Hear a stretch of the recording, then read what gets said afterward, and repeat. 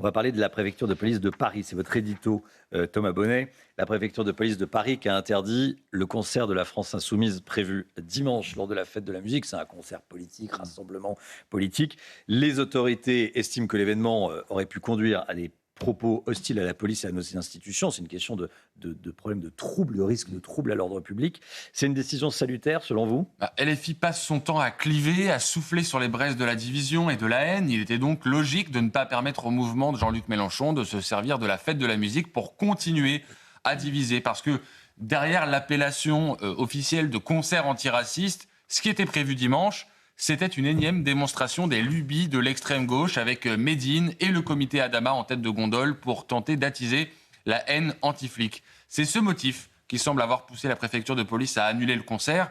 Vous imaginez quand même que des policiers surmobilisés en ce moment, surmobilisés le jour de la fête de la musique, risquaient d'être insultés en plein cœur de Paris par ceux qui ont la haine du flic chevillée au corps. Ça aurait été tout bonnement insupportable. C'est un scandale démocratique, dit la France Insoumise. Qu'est-ce que vous en pensez ? Oui, alors dans une chorégraphie savamment orchestrée, les pontes de LFI ont interprété hier la complainte des opprimés, déversant leur bile sur les réseaux sociaux. C'était à qui serait le plus dramatiquement outré par cette décision, la palme revenant au premier d'entre eux, Jean-Luc Mélenchon.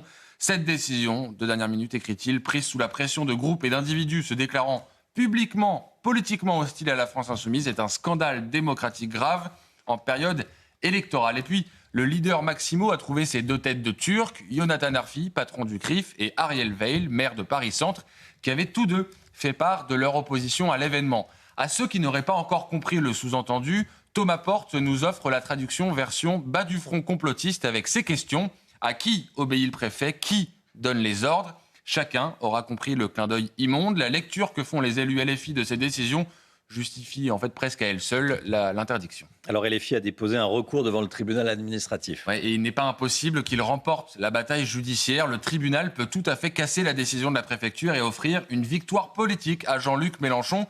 En fait, c'est plus que la tenue d'un concert qui se joue. C'est un duel entre l'État et LFI. Jean-Luc Mélenchon et ses ouailles n'en demandaient pas tant, eux, qui prennent le soin d'alimenter la haine anti-flic, voire la haine anti-France, quand Bali Bagayoko, le maire de Saint-Denis, défend l'idée de siffler la Marseillaise. Dans sa décision, le préfet de police évoque un contexte politique très polarisé qui nourrit les velléités d'affrontement. Il a malheureusement raison, mais aucune interdiction ne mettra fin au phénomène, car dimanche, comme chaque année, les rues de la capitale risquent d'être le théâtre de violences. LFI n'a en fait même plus besoin de monter sur scène pour dire sa détestation de la police. L'idée est déjà bien implantée dans les cerveaux d'une partie de la jeunesse. Merci beaucoup Thomas Bonnet. On va continuer.